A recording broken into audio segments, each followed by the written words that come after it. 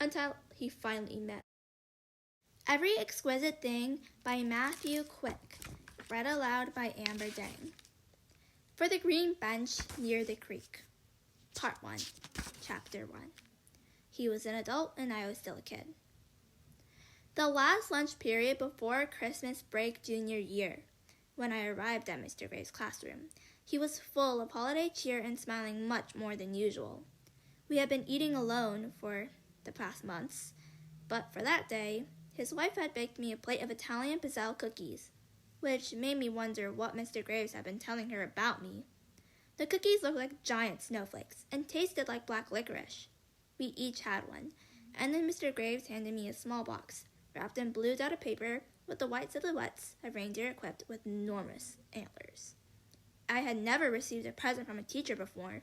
It seemed significant. Just a little something from one cafeteria order to another, he said, and smiled. I tore into the wrapping paper. Inside was a paperback novel called The Bubblegum Reaper, written by Nigel Booker. The cover was taped to the spine, and the pages had yellowed. It smelled like an old camping tent that had remained slightly damp for 50 years. On the white front was one of those long Grim Reaper scythes with a curved blade at the top. Only it was made entirely of rainbow-colored gumballs, like someone had arranged them the way on the white marble. The image was certainly weird. It both frightened and lured. I opened the book to the first page. The dedication read, "For the archery pit." Bizarre, I thought. I quickly flipped through the dog-eared pages and saw that someone had underlined passages throughout. I read that book when I was your age, and it changed my life, Mr. Graves said. It's out of print. Probably worth some money, but it's not the type of book you sell. I scanned the entire thing and made a digital file a long time ago, and I promised myself that I'd pass my copy on the right student when he or she came along. It's maybe not the most literary work in the world, probably a bit dated, but it's a cult classic, and I have a feeling that it might be a perfect read for you. Maybe even a rite of passage for people like us. Anyway, Merry Christmas, Nanette O'Hare. When I gave Mr. Graves a thank you hug, he stiffened and said, "No need for that." Then he laughed nervously as he gently pushed me away. His doing that made me angry at the time, but later I sort of got why he was being cautious. He saw what was coming before I did, because he was an adult and I was still a kid. I began reading that night. Chapter 2. Like the story wasn't finished. The Bubblegum Reaper is about a boy who identifies himself as Wrigley because he's addicted to Wrigley's double mint chewing gum. He says it calms his nerves, and he chews so furiously, and often, that he frequently gets jaw aches and even the occasional bout of lockjaw. He never tells you his real name as you follow him through a year of high school. Wrigley mostly observes his classmates. His company he doesn't enjoy, and talks about quitting all the time. Only you really don't know what he wants to quit. I googled the book, and there are theories online, whole websites dedicated to answering the question. Some people think Wrigley wants to kill himself, thereby quitting the human race. Some believe he simply wants to drop out of school. Some people think Wrigley's talking about God, and really wants to quit believing in a higher power, which I'm not sure I get because the narrator doesn't even mention God even once. There are others who theorize that Wrigley wants to quit America and that the whole book is about communism. But again, I'm not sure about that either.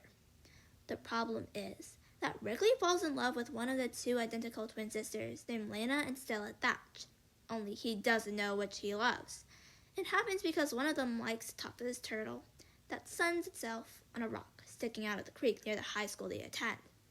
Wrigley names this turtle Unprotected Ted because it just sits on the rock all day long, doing nothing but soaking up the sun. I love that nickname so much, Unprotected Ted.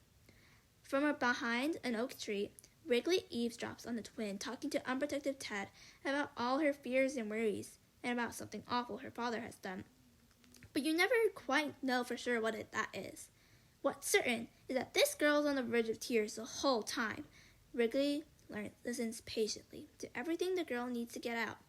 And then once he shows himself and she realizes he's heard everything, Wrigley immediately tries to comfort the twin by saying, What you just said, all of it. I understand. I really do. I think the same thoughts. Well, most of them too.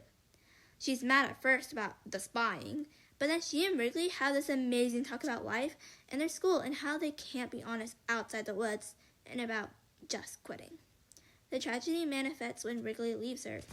On his way home, much to his horror, he realizes he doesn't ask for a name.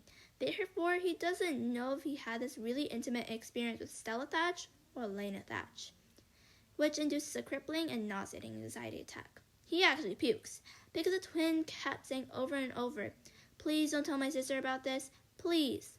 He realizes that he can't ask one of the twins if it was her by the creek without risking betraying her confidence, because if he asks the wrong twin, it would ruin everything. It's obvious that he can't get out of his own way, but you feel really sorry for him anyway, because in his mind, it is an insolvable problem that tortures him. He spends months trying to figure out exactly which twin he spoke with and waiting for her to say something to him in school and worrying that maybe she's waiting for him to make the first move. And he's also worrying even more that she regrets their private conversation in the woods and never wishes to speak with Wrigley again. Finally, after months of watching the two twins in the lunchroom, he decides that Lena is his twin, mostly because she sometimes taps her foot nervously when she speaks at a table full of popular girls. But he's not exactly sure. Furthermore, Lena has begun carrying a handbag with an L stitched into it, which also seems like a very good sign. Maybe she's sending him a signal about her identity, cluing him in, he thinks. Wrigley decides to ask Lena to the prom, telling himself that if she says yes, he will know for sure that she was the one who confessed to unproductive Ted. She does say yes, but seems unenthusiastic about the proposal, which confuses him even more. Wrigley rents a tuxedo and buys a yellow rose wrist corsage. And yet, just before he rings the doorbell at the twins' home, he realizes that the twin he met in the woods would never want to go to the prom. He knows this because he doesn't really want to go to prom either, and is only in a tuxedo to find out if he has the right sister. He couldn't care less about any of the rest, or what he calls pageantry. The twins who talks to a turtle all alone by the creek would not love the Wrigley who attends the prom, because he is in a costume and is not being true to who he really is, the plainly clothed Wrigley in the woods. It's so obvious, he thinks, and I agree. He cannot attend the prom. It would ruin any chance he had of a true relationship with the right twin. Wrigley decides that he has failed before he has even begun, so he doesn't ring the doorbell but goes to the spot where he and the twin first spoke, thinking that the real sister might be there, waiting, and maybe they end up talking and end up kissing like at the end of a modern fairy tale. And instead, he finds a bunch of elementary school kids using sticks to spin unproductive tail around the back of his shell, his forelegs cutting a cruel circle in the air as if he were a turtle stop. Wrigley flies into a rage, grabs the biggest of the kids and screams, "Why? Why? Why?" over and over again. The elementary school kid ringleader says he was only having a little fun and they weren't actually going to kill the turtle.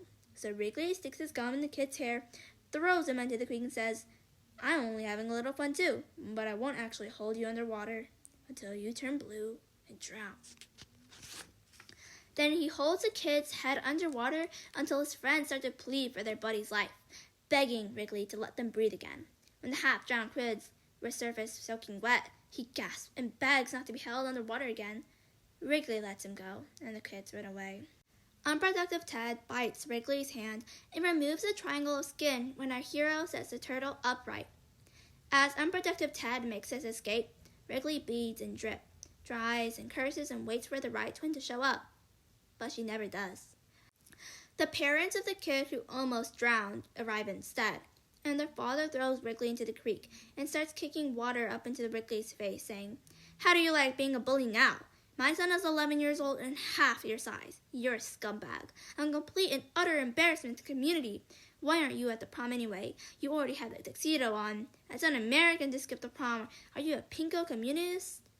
Rather than explain himself, Wrigley strips out of his prom costume, swims into the middle of a polluted creek where he knows no one will follow, floats naked on his back and says, "Now I understand, unprotected Ted, why you sit alone on the rock all day long, doing nothing. I quit. I'm just going to float here forever and ever and ever." and then the novel ends with Wrigley laughing manically as the stars begin to pop through the night sky above. On the internet, there are different theories about the ending, but the predominant thought is that Wrigley is rejecting conventional society, family, government-run school, even his sexuality, to just be in that moment, floating unclothed in the creek. Some say it's a lesson in Zen Buddhism, and that Wrigley maybe even experiences enlightenment. I felt like the story wasn't finished, which upset me because I wanted to know what happened to Wrigley after he got caught out of the water. I even reread the book 3 times over Christmas break, thinking I had missed something. Chapter 3. You've got to meet him yourself. When school started up again in January, I was waiting in the hallway with my back against Mr. Graves' classroom door. "Did you sleep here last night, Nanette? The sun isn't even up yet," he joked when I arrived. "What happens to Wrigley?" I asked. "I have to know, because Wrigley is me, and it just can't end like that. It just can't." "Why not?" "Because I need more." Always leave them wanting more. That's one of the greatest rules of show business. "This isn't show business. This is literature, and it's my life too," I said. "This book is me. Me. It's so much more than a story. The author has a responsibility to provide answers.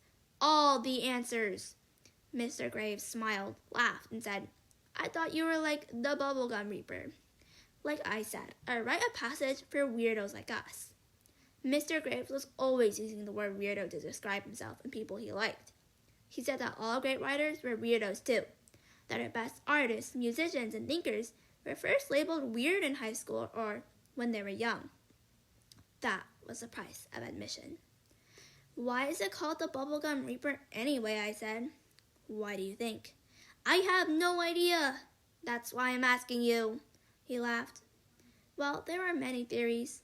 I did an internet search already. I'm not buying what's out there." "Then maybe you should ask the author yourself." "How can I do that?" "Mr. Brooker actually lives within walking distance of the school. Did you know that?" "Are you serious?" Mr. Graves smiled like he had been leading me down a path without even knowing it. "And I hear that if you offered to buy him a cup of coffee at the house, he'll speak with you. Although I should warn that he never, ever gives a straight answer. And I think he actually hates the Bubblegum Reaper now." "How do you know that?" "Because I wrote him many letters when I was a teenager, until he finally met with the 16-year-old me." "What did he say?" "Oh, I'm not going to spoil it for you. You've got to meet him yourself. It's definitely an experience. One that I'm pretty sure I can arrange for you. That is, if you're game."